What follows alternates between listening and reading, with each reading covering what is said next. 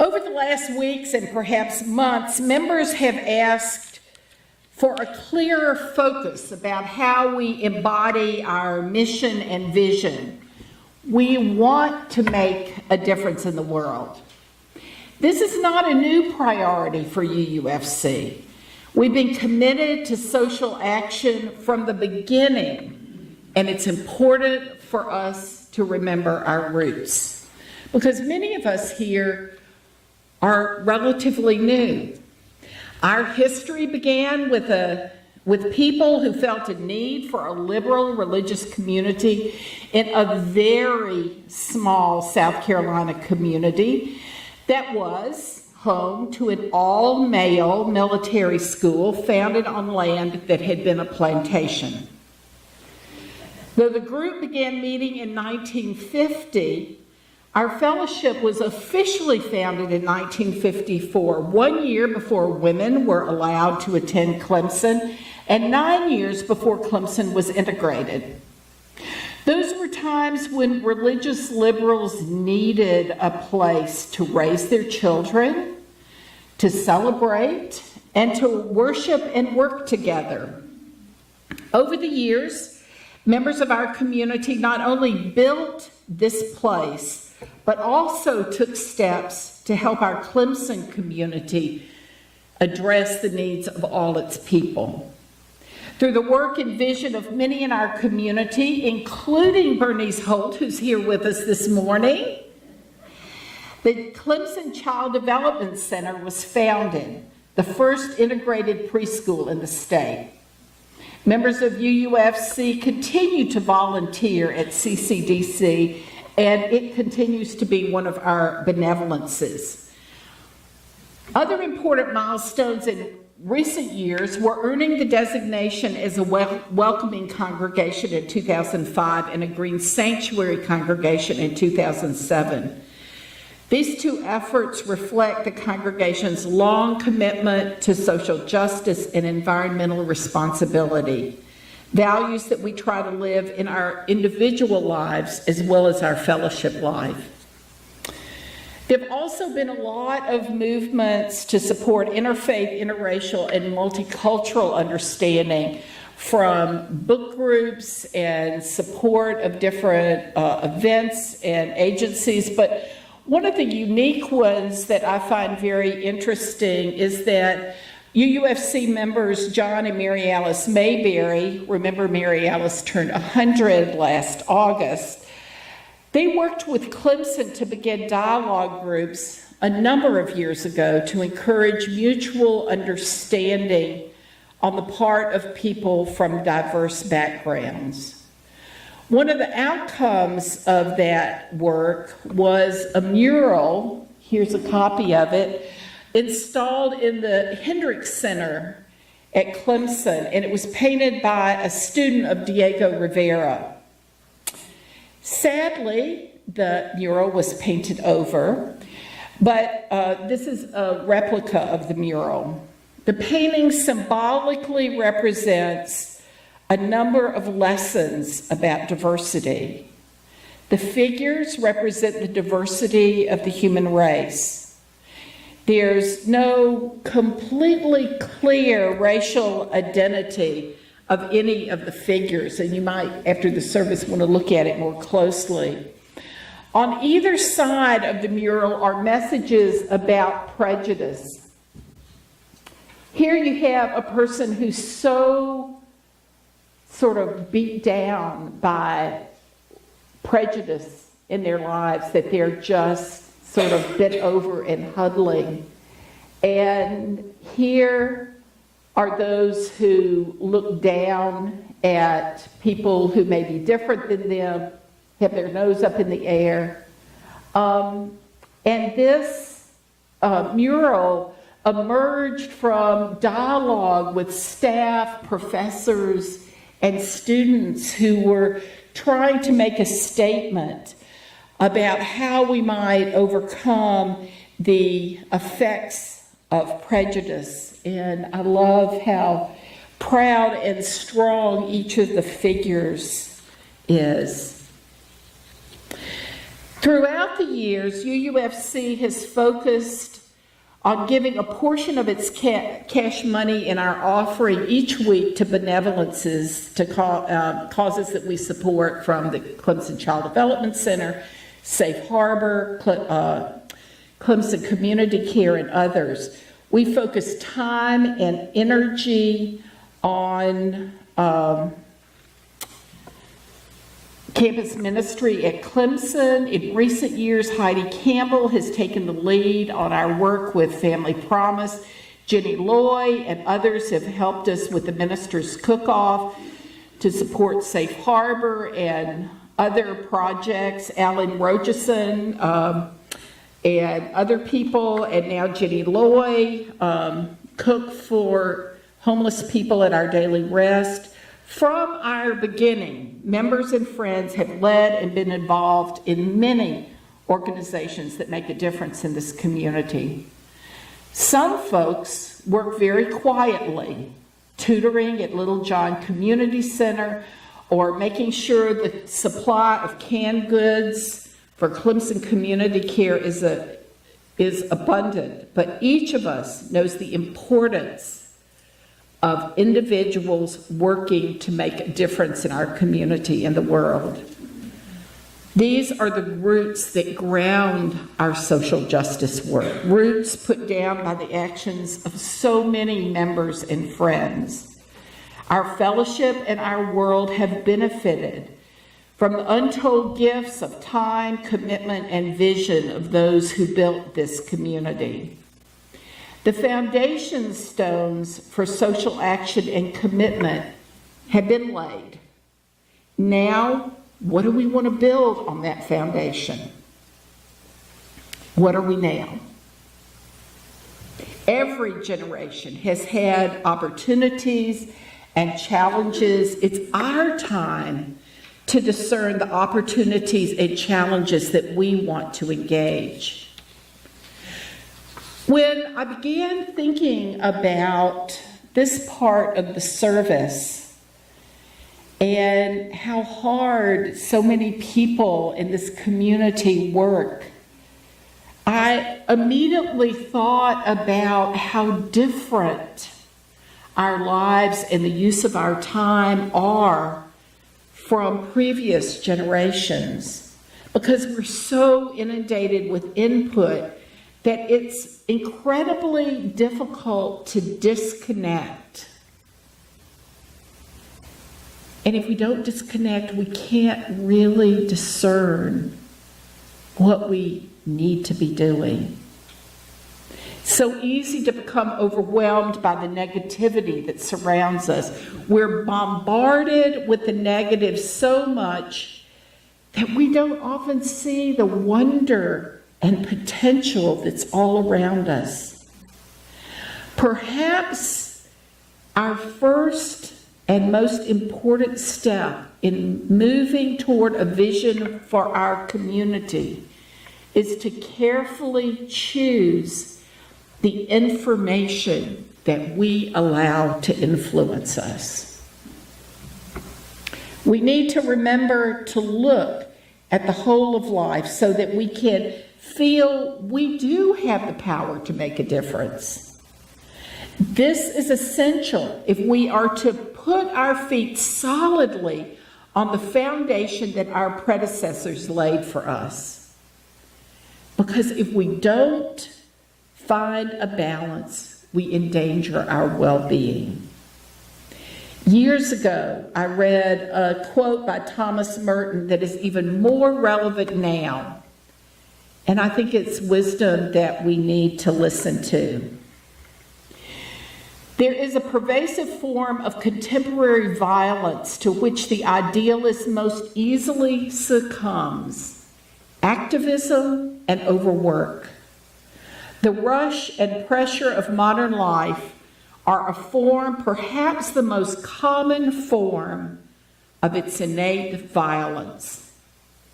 To allow oneself to be carried away by a multitude of conflicting concerns, to surrender to too many demands, to commit oneself to too many projects, to want to help everyone in everything is to succumb to violence. The frenzy of our activism neutralizes our work for peace. It destroys our own inner capacity for peace.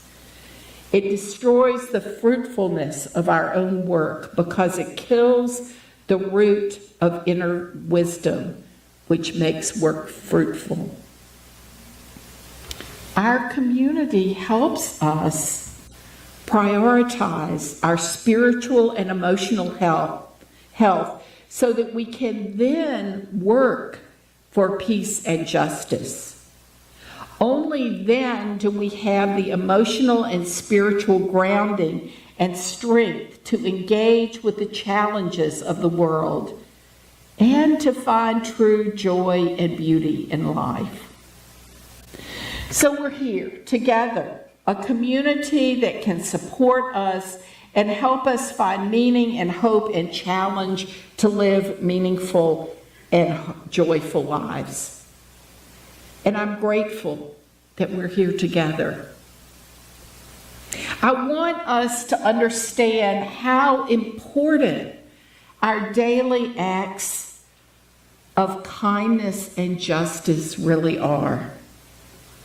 On this Sunday before Martin Luther King Jr. Day, I want us to remember Dr. King.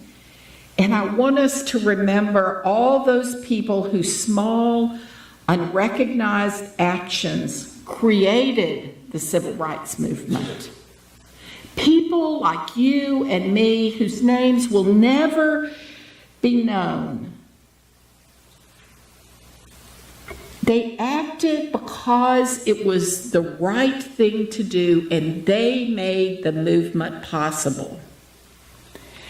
When we commit ourselves to the values of our faith, then our compassion and commitment draws us into actions which can help change the lives of others.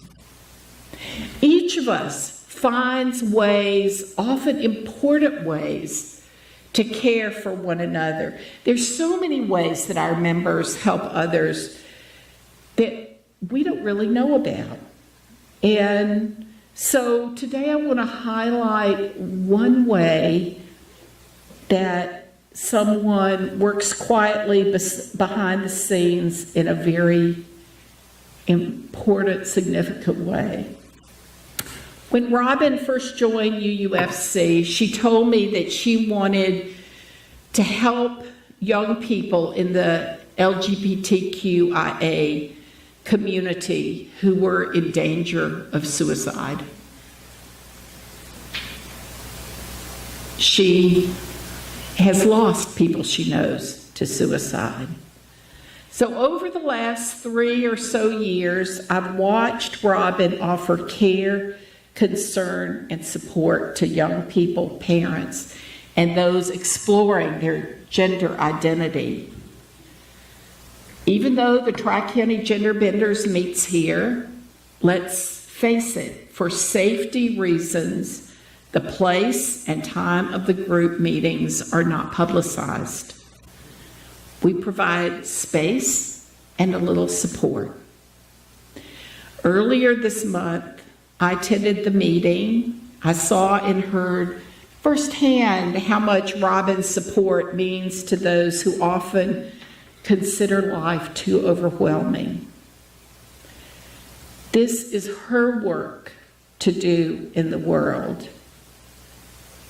Robin, I want to say thank you publicly for being there as a buoy in what seems like a turbulent sea for many people. Like Robin, each of us has our own way that we can contribute our time and energy to help others, to create a more just and peaceful world. Our every act of care and compassion, no matter how small, makes a difference in the world. It's important for each of us to remember that every act of love, compassion, and justice helps create a better world. And that reality reminds me of one of my favorite stories from Robert Fulghum. A traveler from Italy came to the French town of Chartres to see the great church that was being built there. Arriving at the end of the day, he went to the site just as the workmen were leaving for home. He asked one man covered with dust what he did there. The man replied that he was a stonemason. He spent his days carving rocks.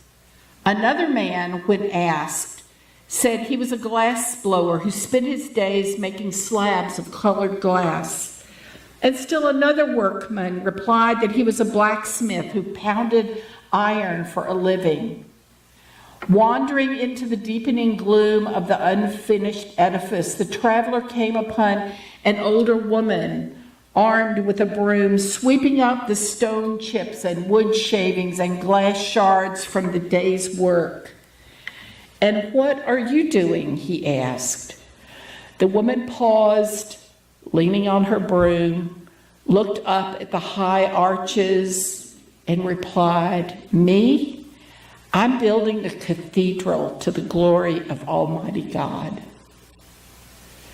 May we recognize how important our acts truly are. I invite us to remain seated as we share hymn 123, Spirit of Life.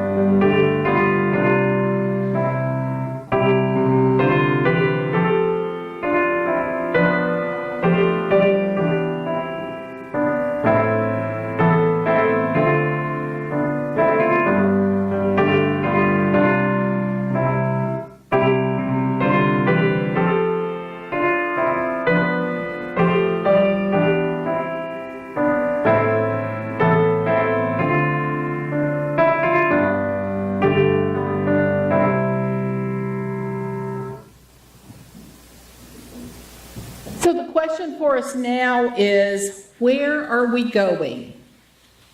We have a solid foundation built over many years, a foundation that has helped shape our fellowship and will give us a framework for our future endeavors. Even as we continue our work with Family Promise, our Daily Rest, and Clemson Community Care, we've chosen to address anti-racism in a meaningful way. This is not about simply trying to change the hearts and minds of other people. We'll explore how to root out the racism that resides in our own hearts and minds. We are now in a position to be leaders in the Clemson Pledge to End Racism, a project that has the potential to bring our Clemson community together to effect meaningful change. Can we commit to this project as a focus for our work and vision for the coming years? We know that racism is deeply rooted in our institutions and our society. How deeply are we willing to work to address this injustice? Those of us who are from European ancestry are so often blind to the many ways that racism hampers the lives of so many in our society. This is a time when our fellowship, which began as a small group who sought to establish a liberal religious presence in Clemson, can influence our entire community. Our mission states, we are an inclusive religious community sharing open minds, spiritual growth, and compassionate action. One line in our vision states that we wish to be a beacon in the larger community for social justice, care for the earth, and compassionate service. Now we are providing leadership to an interfaith effort of 8 congregations to affirm the Clemson Pledge to End Racism. The initial Train the Trainers program will be held February 1st and 2nd. After that, we're going to have workshops for those from each congregation who will be trained as small group facilitators. Then we will have small groups within our congregations so we can both learn and see concrete ways to address the racism we find in our lives. On February 3rd, during the service, the Clemson Pledge facilitators from Richmond, Virginia, will lead the service. During that service, we will be invited, if we are ready, to sign the pledge. Each of us needs to make the decision about whether we're ready to commit to hold the pledge in our minds and hearts, and to choose when and how we will speak truth to power. Some of us that Sunday will choose to sign the pledge. Others of us may choose not to. The pledge is another way to live our Unitarian Universalist faith in the world. I hope that for the next 2 weeks, each of us will think seriously about making this pledge a part of our lives. In preparation for the service, I invite us now to speak the Clemson Pledge together so that we can begin to take it into our hearts and minds. So join with me as you're willing and able. I believe that every person has worth as an individual. I believe that every person is entitled to dignity and respect, regardless of race or color. I believe that every thought and every act of racial prejudice is harmful. If it is my thought or act, then it is harmful to me as well as to others. Therefore, from this day forward, I will strive daily to eliminate racial prejudice from my thoughts and actions. I will discourage racial prejudice by others at every opportunity. I will treat all people with dignity and respect. I will commit to working with others to transform the Clemson area into a place that treats people of all races, ethnicities, and cultures with justice, equity, and compassion. And I will strive daily to honor this pledge, knowing the world will be a better place because of my effort. May we hold these words in our hearts and minds. May we each commit to take steps to make our Clemson a more just and inclusive community for all.